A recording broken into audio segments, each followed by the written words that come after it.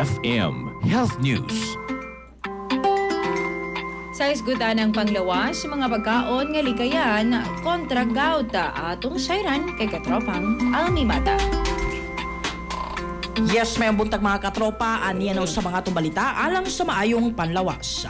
Ang gout sa kasakit nga nailhan tungod sa grabe nga hubag o kasakit sa mga kasukasuan, ilabi na sa mga tudlo sa tiil, bukong-bukong ug tuhod.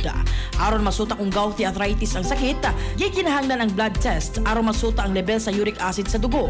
Kung taas ang uric acid, mahimo kini magtapok ug moadto sa mga kasukasuan nga mohinungdan sa grabe nga kasakit.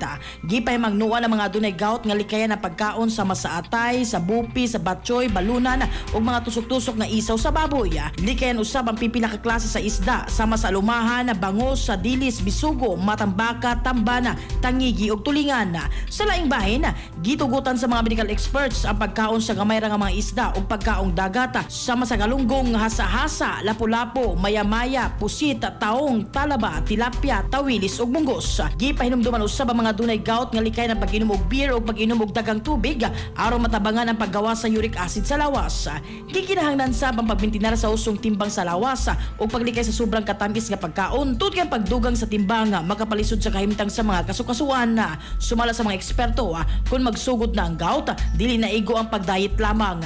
Gikinahanglan ang maintenance nga tambala aron pakunod ang level sa uric acid sa dugo. Sa panahon sa atake sa gout, adunay mga doktor nga nagahatag og tambala aron maminusan lamang ang kangulngol.